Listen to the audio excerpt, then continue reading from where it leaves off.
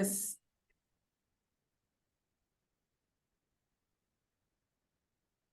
Yes, I So as can. I was saying, they put this pipe through under the road without disturbing the surface of the road. Okay. And this should have exploded. Then a line is laid about 100 yards away to a little tree or something. And a village child, maybe 4 or 5 years old, is given a cell phone. Hmm. And they tell this child, son, you want to see some fireworks? He says, yes, uncle. Hmm. He says, well, when the next tank or a truck comes over here, you press this little button. Then he pressed the button and a tank or a truck would go about 10 feet up, 15 feet up in the sky and land back, killing everybody on board. I visited Jaffna and I wanted to meet the commanders there and buck them up a little. We were all a little down in the mouth. Because in the Jaffna area, the question was to capture Jaffna town. We landed on the airstrip by Air Force aircraft, and people got together. Now, what the army headquarters had ordered at that time, a number of brigades and battalions and divisions to be sent to Sri Lanka. For example, in Lucknow, a couple of battalions of the brigade there to be ordered, you straight away go to Sri Lanka. Now, as I explained to you when I discussed the Maldives operation, no infantry unit is ready for war within a few hours. It takes 3 or 4 days to get people ready because, as I described earlier, hockey teams are out, and guard duty people are out. The whole group of people on annual leave, and many people are on training establishments doing their training of various courses of instruction. And you can't just say, give it tomorrow morning, please land up for operations. It takes time. So everyone wants a little warning, and this has to be accepted in the army headquarters. But maybe in our staffs at the army headquarters at that time, there was some inexperience because the first time India doing an operation outside the country, Right. there were a lot of problems of command and control. In theory, you should have a single commander for any operations outside. But the Air Force and Navy were not willing to be under the Army, and the Army was not willing to be under them. So they were doing their own thing. It's a question of, having a friendly approach to get something done rather than give a command. Right. That can't happen in war. I mean, one of the top lessons of World War II is that you have to have a single commander, no matter how many people are involved, groups. Now we've got a chief of defense staff because you do need a single brain to tell the government and others exactly what is to be done, rather than have 2, 3 different rules. Right. Fair, whatever it is, there was a lot of maybe some despondency, I thought, in the IPKF, and I said to myself that unless we get the chaps bucked up a bit, we are not going to proceed very far. There's another reason for this. Whenever a military operation is done, then the military chiefs must be under the Ministry of Defense because Ministry of Defense understands how they have to function. But in Government of India, somehow at that stage, I don't know if it still exists, the Foreign Ministry was given the task of the operations in Sri Lanka because we were in a foreign country. Now, normally, as you know, anything in a foreign country is under Foreign Ministry, not under the various other departments of government. So here, accordingly, in Rajiv Gandhi's government, the PM, the task of the Sri Lankan and control of the military forces was given to Foreign Ministry. Now, Foreign Ministry had a clear system. None of them really knew what to do. Okay. So the army chief was required. I mean, the moment I landed up, I was required to spend 1 hour or 2 hours every morning in a conference with the External Affairs Minister, who happened to be Narasimha Rao, who later became Prime Minister, by the way. Now, I attended the first conference, which went on for hours and hours, and he had about 15 or 10 or 12 secretaries of various departments who were arguing amongst themselves as to what should be done. No minutes issued, no orders given, just a discussion. So I got fed up. I said, we've got to conduct an operation here to help with this. So I went back to my office and I sent my vice chief, General Rodriguez. I said, you go and attend these things. I am not bothered. I'll carry out the operation. So the idea here was to cut myself off from the so-called government of India and do my job, whatever has to be done. And not keep poodle faking, listening to long arguments about this, that, or the other with no directions or no clear order as to what is to be done. I don't think secretaries in the government of India have any idea how to conduct an operation of war. So maybe one of the lessons that India should learn is that if you have an operation of war outside the country, which might happen in the future, then you must have a single commander who reports to the Ministry of Defense through the Chief of Defense Staff. You see, that's the command and control business of higher command. Well, whatever, there's total confusion in the Ministry of External Affairs. Every little thing had to be going to the Prime Minister's office and all that. Now I found that General Kalkat, that's Amar Kalkat, who is commanding the IPKF, he's an ex-Doon School boy. Rajiv Gandhi is also a Doon School boy. A number of people on his staff were from Doon School. A number of people on my staff were from Doon School. So this had a clique. They would talk to each other in the matter, would go to the Prime Minister straight away. Southern Army Commander General Chatterjee complained to me. He said, look, I am in command of this, but these guys are getting orders directly from the Prime Minister's office. I said, well, it's a political battle, so let's grin and bear with it, because there's no military control here. This is confusion. India has to do a lot of learning to understand how to conduct operations overseas. Anyway, when I went there, I also wanted to see the type of explosives being used by the LTTE. And I have a photograph in my house, in fact, of me examining some of the latest fuses that they got. Now, India never had these fuses. These are the latest fuses designed in America. It's the top of the line. How do the Tamil tigers, the Tamil terrorist group, get hold of these? Now, this is a very interesting question. They were sent from America. Who paid for it? How did it come? When did it come? Nobody knows. So I was looking at these fuses, and the division commander and a few others, including General Kalkata, observing what I was saying. I said, does anyone know where this fuse comes from? No. But the Tamil tigers and the LTT were using. So, in fact, in one of the, we had I'll just tell you an aside, the type of damage this can do. We had a signal struck. You know, signal struck comprises a truck with all sorts of communications inside to carry out the various communications with the various units and formation. And there was a signals havildar inside, a very fine one, NCO, very competent. And one of these mines exploded in the same room mine that I explained. Some bacha, who do you catch? Because you immediately surround the area and cover it. And the little bacha, he says, uncle, I pressed this button. It's very nice. So you don't catch a new. So his truck blew up. And by the time he landed up in a Madras hospital, he had lost both his legs and both his arms. They had to be amputated. So Srupi and I, my wife was, of course, always visiting patients and things. She told me, you come and meet this man. So we visited him in the Madras hospital, the military hospital. A very cheerful person, very healthy individual. And both his legs, one below the knee, one above the knee, gone.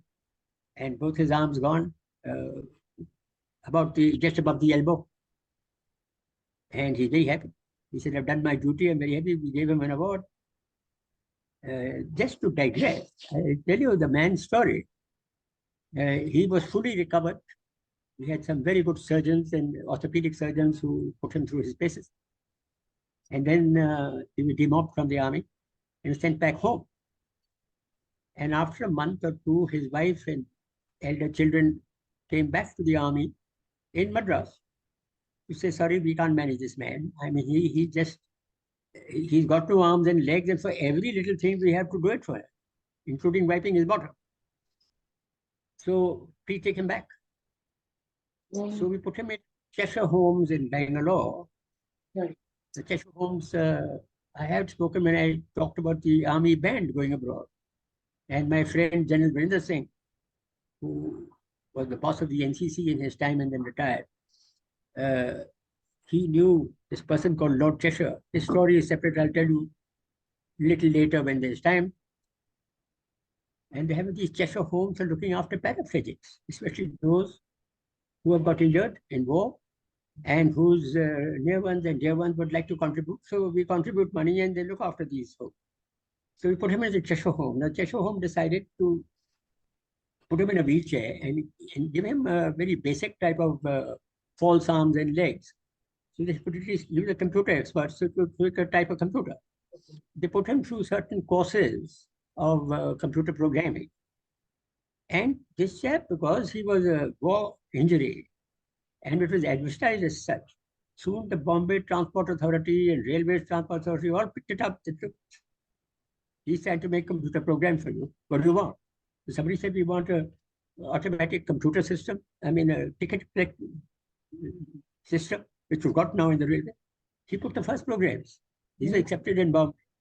And a lot of money came his way. He became a very rich man.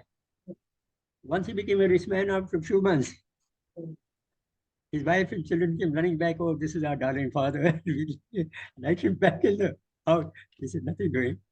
You gave up on me. And now my mother and father is in Cheshire. So all my profits go to Cheshire. So Bangalore Cheshire home had a lot of money which this man used to earn. He was happy staying in his wheelchair, doing his computer work. It's the sort of story of a well-adjusted soldier who loses both arms and legs. It's not easy to imagine what that means. Amongst soldiers, I must tell you, I don't know if I've told you earlier, it's better to die with a bullet than to get severely injured and become a paraplegic for the rest of your life. It will be a huge burden on not only your family, but on hospitals and on the system. And that is a life which you have to, you're horrified at it, but you have to learn how to live it. Many people do. Well, coming back to the story, I found a number of disgruntled officers who wanted to see me when I became the chief. They said they were lieutenant colonels, they've been brought down to major and so on. So I tried to find out what all this was about. Now, as I told you earlier, a battalion is moved without any notice. As far as Army headquarters, military operations director is concerned, they on their map put that battalion has arrived when this commanding officer has arrived at Jaffna, let us say. Then they say, your battalion has arrived, now do this attack. But when the battalion commander arrives, his battalion is not there, you see. There are 3 men in a dot, maybe a few platoons. But as far as the military headquarters is concerned, this is lack of experience. So military headquarters have to understand that a battalion is only present when the full battalion of strength is over there. But if you call back people from leave and they haven't come back yet, you call back people from training institutions, they haven't come in, when the commanding officers arrive, as far as Army is concerned, the battalion is there because he's reported as arrived. Next day, they say, all right, do this attack on Jaffna. So we lost a lot of casualties in Jaffna. When Sundarji was the chief, he ordered attack. He thought it was a walkover, but every building was held well, it was mined correctly, and they gave a very good fight to the Indian Army. And we blundered along there without any information as to where the enemy was and what he was doing. That means intelligence was lacking. Oh, and the orders from the superior headquarters was, oh, there's nothing there, there are only terrorists, you just walk in. You can't walk in when a terrorist is going to fight you. So the idea of what is a terrorist and how well he's organized, I must tell you, Nibidi, that terrorism is no joke. They are very well organized. They are better fighters than many of our sections and platoons of the infantry because they are hidden and they use every conceivable trick in the book. They mingle with the local population. You can't even know who they are. But when they attack, they are very well trained and very well done. And even their women used to strap explosives on them and blow themselves up to kill the commander. You see? So don't think that Hindu terrorists are any less than anyone else. Anyway, so now we leave aside the politics. I'm just talking straight. And now these chaps had a long face that we were moved. I came to know that they were asked to attack as a battalion attack in a certain area of Jaffna city, whereas they had only 2 platoons or 3 platoons. That's also from different companies. See? So I said, why did you say so? Why did you object? There's no point in waiting for the old chief to retire now. Coming to me, so you don't deserve to be promoted. You remain where you are now. Some of them are good officers. I had a parachute battalion officer commanding a para-commando battalion. His record was top class. Later, when I found he had absented himself when the battalion was to make an attack. And so his superior at that time wrote in his ACR, his confidential report, that he had shown cowardice. Later on, maybe a year later, when I was the chief, and promotions come to me, especially of those who had been superseded, and our military secretary's branch was very keen that this man should be promoted. He was a major, to be major lieutenant colonel, and again, and then perhaps a brigadier. So I said, they said he's got top class reports. There's only one report was bad. I said, show me that report which is bad. He saw that bad report. It was a battle. And I had to sort out the MS branch to say that don't you dare try and outflank operational report which is antagonistic, because that's the final report. No matter how good the man is in station, if there is a fault in actual battle, then he's not fit for promotion. So we had to curtail it. He went abroad and got a good job there, whatever. So this is the thing. Now, coming to our operations, we had a number of divisions there, 4 or 5 divisions. And yes, they were doing steady progress. Terrorists are terrorists. So therefore, attacks keep happening, and since you're mingled with the local population, you really don't know where your target is. And Sri Lankans, I think, very happy that we were sorting out the Tamil Tigers, and were very friendly and very nice to us. Now, I met Mr. Jayavardhana, the president, as I told you. He invited Srupi and me to tea at his home. And we met his wife, and we had a very friendly discussion over tea. And an election was coming up because his tenure was over. And so in the new election, he was a top class man, and we were requesting him, both by the government of India and the army, that he must stand again for president. But his wife told me that, look, he's 80 years old, and if he carries on with this political business, with the present violence that is taking place all over Sri Lanka, he'll be killed or something. So there's no point. He's done politics enough. He's 80 years old. He must withdraw. So I was sad that he refused to stand for the election, because if there was an election coming up, he wanted a president who was sympathetic to India and also to gain peace, as one might call it, and to control the Tamil Tigers, etc. He showed me a photograph of 3 men in a jungle. So I looked at these 3 men. I recognized Mahatma Gandhi as well. And I recognized Jawaharlal Nehru as well. This is in 1942. And they were much younger, and. And the third man I couldn't recognize. I said, who's the third chap? He said, that's me. He said, General, you would appreciate that I am a freedom fighter of India. I, Mahatma Gandhi and Jawaharlal Nehru in the Bihar jungles, when at one stage in 1942, Quit India movement, they wanted to arrest Gandhi, and Gandhi disappeared. You see? And they went and hid in the Bihar jungles. And he says the 3 of us were together for almost a few months. So we are friends. So he says, when we are friends, for your prime minister to come and, take military action against us, something which we did not expect. He also told me something else. He said, India is like a large elephant. He's stamping around, making trumpeting sounds, and moving his legs all over the place. And we are the periphery. The little countries on the borders, that's Sri Lanka, Pakistan, Bhutan, Nepal, Bangladesh, earlier East Pakistan, now Bangladesh. We are so afraid that if he's trampling around, his foot might come and crush us. You see? So he says, we look at India like a huge elephant on our borders, and we don't know how to deal with it. So I told him, Mr. Jayavardhana, I must assure you it's not as simple as that. Yes, it's an elephant. Yes, it's tramping around and trumpeting away. But he doesn't even know that these little countries are afraid of him. He is afraid of the little countries. He is afraid of Sri Lanka. He's afraid of Pakistan. He's afraid of Bangladesh. He's afraid of Nepal. He's afraid of Bhutan. What they're going to do next. And they might poke him. So he's a frightened elephant, and that's why he's trampling around. I said we need a good, strong government to create a better sense of confidence inside the power and the beauty of this country and the generosity of this nation, which should have good relations with all its neighbors. I told him that.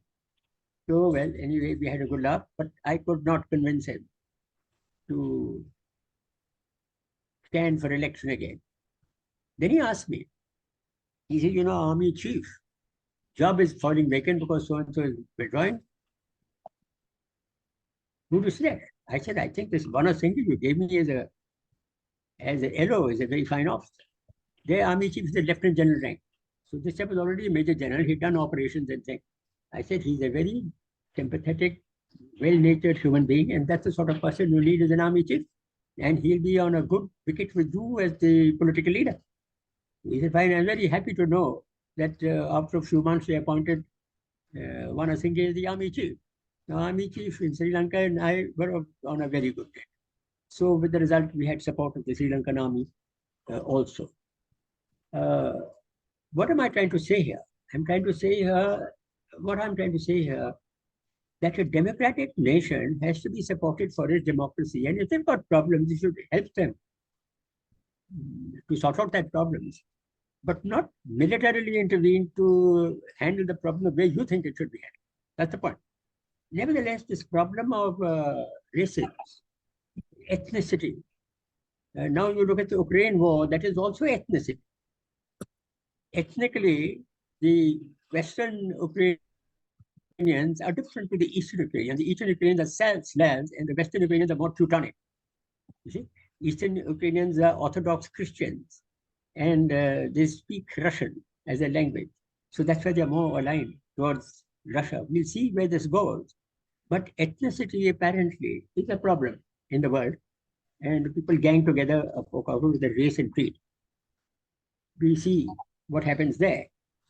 Now, coming back to Sri Lanka, I was asked by Rajiv Gandhi that, look, your predecessor, General Sundarji, had said it will take a few weeks to sort out the LTT in case they go wrong. We've been there for a couple of years, and it's a high time we get out from there if we can. So why don't you bring the IPKF back? I said I can bring the IPKF back, but I cannot bring the IPKF back as a defeated entity. So we went there for peace. It's a peacekeeping force. So we will be back once we create peace. He said, how long will that take? I said, basically, Sri Lanka is going in for elections. Since it's going in for elections in the southern provinces, we must have elections in the northern and eastern provinces, which are under the Tamils and which is a lot of terrorism going on. Now, the Sri Lankan government could not run the election in these provinces. So I said, we in the army will help them to run the election in northern and eastern Sri Lanka.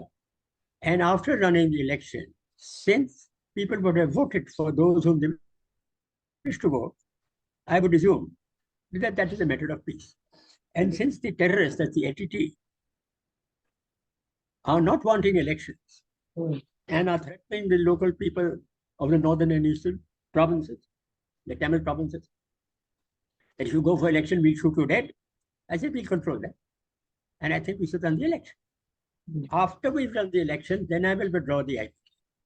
Not before, because I'm not going to come back as a defeated IPK. We must come back with reasonable success, having run the election and having created, in our way, whatever peace move we could.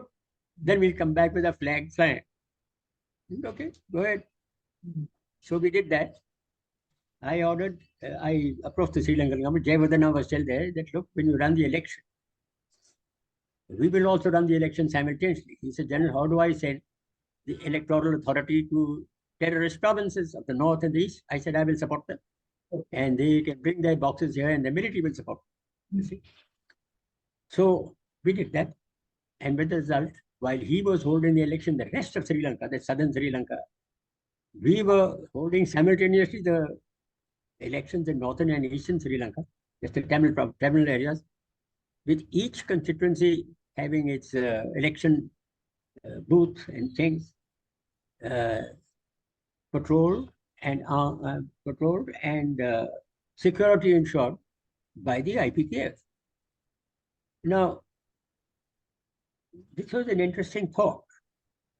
I also noticed that the RNAW, whose baby the LTT was, since they had given them birth, and since they were supporting them with arms, ammunition, and bringing the injured back to Tamil Nadu provinces to sort of arrange their medical care and so on, rest and relief, they were wanting to look after their baby. And they didn't want this election to be a success because LTT didn't want an election. So I noticed that the RNAW chief, Mr. A.K. Verma, he's a police officer. I played God for him, and he's a good friend otherwise.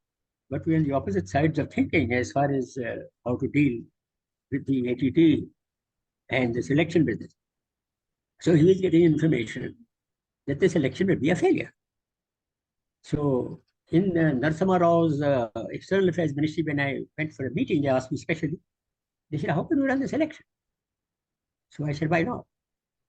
When I order an election to be done, it will be done. So the chief of the RNAW said, you will get only 2% turnout for the election. People will not come. And India will fall flat on its face all over the world that you ran an election and nobody came. So you can't run an election in that case. So I said, who told you that we'll get only 2% turnout? This is my agents informed me. So I said, my agents are telling lies. Then I checked up and I found that all his agents were hiding in my IPKF camps. They weren't moving out because if you move out, you get shot, you see. Yeah. And they used to hear the langar gap by all the Jawans and all that sort of thing and send whatever they like as information to the headquarters of the RNAW. Result, that's the decision-making body. And the IB, M.K. Narayanan was in charge of the IB. He also said that no, this is impossible. So in Narasimha Rao saying, I told RNAW head in front of the External Affairs Minister that, look here, your agents are telling lies. And I will ask you to remove all your agents from Sri Lanka. I don't want to. So he said, sorry, General, we are not under your command. You can't order us to move there. That's our job. I said, if you could move them out there, I will get them moved out by force. And number two, I'll send a commando group from the IPKF to the RNAW headquarters and finish the whole lot of you. So Narasimha Rao was keeping quiet about all this, listening to me. So he said, you can't do that. I said, I can. So get out, because you can't have the left hand fighting the right hand. The right hand is doing something and you bloody well will conform. So we closed the meeting and Narasimha Rao kept quiet. So after everybody left, I asked the minister, I said, Mr. Narasimha Rao, you don't speak. He said, General, not speaking is also giving an opinion. There's something else I must share about Narasimha Rao. Now, you know, in my view, you may not agree, out of the Congress prime ministers, I think he was outstandingly the best. Out of the Congress prime minister. He's a top-class prime minister. And you know, when he was External Affairs Minister, he was half dead. He used to say he's got one foot in the grave. But when he became Prime Minister, he became young again. Yeah. It's a really interesting part. He had Blossom Poacher and all these top-class ladies of beauty treatment to get them massaged and, you know, beauty treatment and all that sort of thing. And he ate good food, I suppose, and he became very full of josh. And he did a full 5. All right. More about it later. So he told me, General, you're very upset about the terrorists in the LTT. My view was that if you're a terrorist, you're a terrorist. That means even if you take control of the government, let us say, you speak from the power of a gun, and therefore you will force your rule by the power of the gun, which is not accepted in a democracy. General, why do you say that? What's wrong with the terrorist? He's fighting for his freedom of his country, let us say. And once he becomes free, then he becomes a different human being. I said, no, I don't agree. So he said, well, here I am as External Affairs Minister. Do you know that when Mahatma Gandhi was doing his 1942 Quit India movement, I was a terrorist. I was blowing up trains, I was doing all sorts of things. Because unless you kick the bottom of the British hard, they're not going to leave India. Mahatma Gandhi's violence is not the only thing that made them leave India. See, there were all these things factored. And I knew that there was a lot of dissension in the Indian army, which has also encouraged the British to get away as fast as they could. Otherwise, it would be a repeat of the 1857 mutiny, where they killed all British wives, women, children, and everybody. Here, I was very amazed to know that he was the External Affairs Minister, having been a terrorist. I asked him, I said, you blew up trains and killed a lot of Indians. And he said that you have to shed a little blood before you become a free country. Freedom doesn't come easily. You have to fight for it. So these are some words of Narasimha Rao. More about him later when I talk about him as the Prime Minister. Well, in the election business, I asked my troops, every section, with either a JSO in command or a sergeant in command, you know, 3-stripe Havaldar, to visit every home in Tachikola district, Tinkamali district, and Jaffna district. That's the 3 provinces of the Tamils. Every home was visited. That we are having an election, we are going to protect you. And they were afraid that the LTT is saying that if anybody comes for election, we'll shoot him dead. He said, the army is going to protect you and protect the election post. And if any LTT comes out of the jungle, we'll shoot him dead. So we are very happy that the LTT will come out of the jungle. We will shoot him because it's difficult to find them in the best of times. So therefore, you will come for the election. Then many of them were humming and hawing. So we said something else to them. We said, if you don't come for the election, we don't mind how you vote. Here's a piece of paper. You don't feel like voting, you can put a nasty remark and put it in the box. Or you can vote for whoever is standing. Or need not vote for who is standing. But vote you will. If you don't come for the vote, we are much more nasty than the LTT. We'll come and shoot you ourselves. So there was this threat that you have to vote. But they took it very kindly because most of the people we sent to them were Tamils. You know, they were Indian Tamils from our army. They spoke the local language with a slightly different dialect, of course. But nevertheless, they were all laughing and joking when they said this. And they all understood that you must not allow the power of the gun to control the country. It has to be the little chit of paper that you put inside the election box and get into the habit of doing so. So we arranged this. Now, when I came back to Delhi, and this little squabble had taken place with the head of the RNA. When I checked in that he removed his thing. And the next day, by the way, I had put my aircraft there. We collected all these agents, shoved them in the aircraft and sent them back to Delhi. So no raw agents were in Sri Lanka. When I came back, asked Rupi to give me an early dinner. I said, I'll have to be hauled up in front of the Prime Minister by now. And sure enough, at about 10 o'clock at night, I was asked to go to the Prime Minister's office, Rajiv Gandhi's office. And there was 5 or 6 people sitting there opposite the Prime Minister with long, glum faces.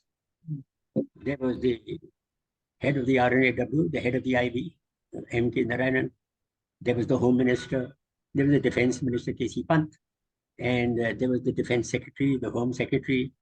And Home Secretary is in charge of these intelligence agencies also. So the Cabinet Secretary was present. So when I walked in, I wished them all, and I told him, you've got a lot of glum faces. We have to be a little cheerful in life. What's the problem? The Prime Minister asked me to sit down. I sat down. Then Prime Minister said, General, there are a few points here which people are raising, which I'd like you to hear and then answer. I said, fine. So the Roy Chai spoke up. He said, General, you said that you're going to get, I told you that you were going to get only 2% turnout and India will fall flat on his face. So I said, yes, you told me that. And what did I take? I told you we'll get 70% turnout in Jaffna city. We'll get about 80% turnout in Batikalo. And we'll get 90% turnout in Trincomalee district. So somebody, the Home Secretary spoke up. He said, General, how can you give that? I said, if he can say 2%, I can say 80%. He got a guess through wrong information. I have got a very careful assessment after visiting every single family in the Tamil district. So they said, but how do you show? I said, I have given orders that everybody will turn out for the election. Otherwise, it's not going to be good for them.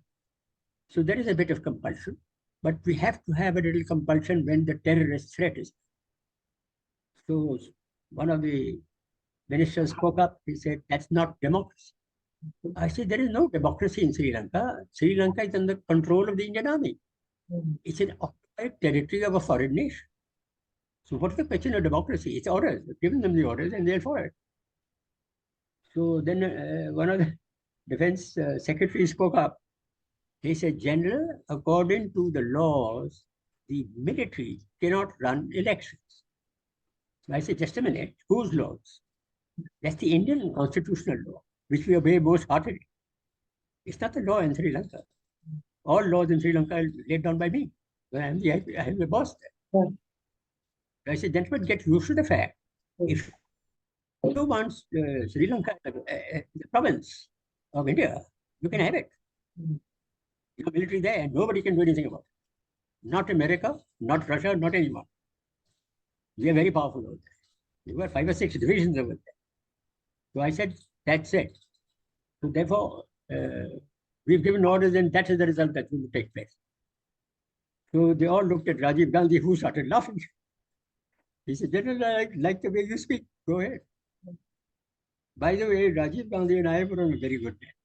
We were very good friends. And he had full trust in my abilities because he had seen me in Eastern Army. The Guangdong incident there. And then I had given him some good advice about China and meeting Deng Xiaoping against his foreign minister. And I had contempt for his departments of government, which he agreed with. So we were, and he said, I like what you are saying, so go ahead. So we went ahead with the selection. And we got that. We got 65% turnout in Jaffna, and we got about 90% in Trincomalee and about 85% in Bettipat, which is more of a Muslim Tamil area. And people came happily, laughing, joking. There was no sign of the ATP. So the next point, Nivedita, is having done the election. By the way, I visited when the election was going on. Okay. The Indian press was antagonistic to anything that we were doing. And that's very interesting. They were going to town, the Bengal press, same my old friend Avik Sarkar, and the Bazaar Patrika and the Telegraph, violently headlines, what the hell is the army doing there and all that. And then the Times of India. Now there was a chief editor of the Times of India called Patgaonkar. I don't know if you recollect. Very good man. I met him after my retirement because we met at the All India Radio where we had having a discussion on some problem in Afghanistan. He was participating. And on the way back, he said, I had a car. So he said, General, do you mind if the car was given to me by All India Radio. So he says, I take a lift, I have to go to Kailash Colony. I said, I'll get off at Defense Colony. You can carry on to Kailash Colony. So while we were driving, I said, no, but Patgaonkar, tell me, you were so antagonistic to the IPKF operations in Sri Lanka, blaming the army. I said, come on, this is democracy. The army doesn't go anywhere on its own. It is ordered by the Cabinet of India and its Prime Minister, then it goes, provided it's a legal order, and it is a legal order.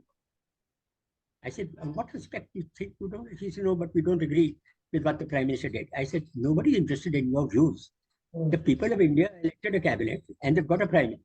They bloody well agree with that. So do as the press can't counter anything and everything and give such nasty words about India and its army, cursing us for having gone abroad to do something when Mahatma Gandhi's peace is not being adhered to or some nonsense like that. I said, come on, you've got no business to do. So anyway, he said, General, I am retiring from the Times of India. I said, why? He said, because I could write my own editorials earlier, but now it's become a business problem. It has become a question of earning money. So I have to write, and everybody has to write articles as desired by the owners. You see, it's a question of, it's a business entity now.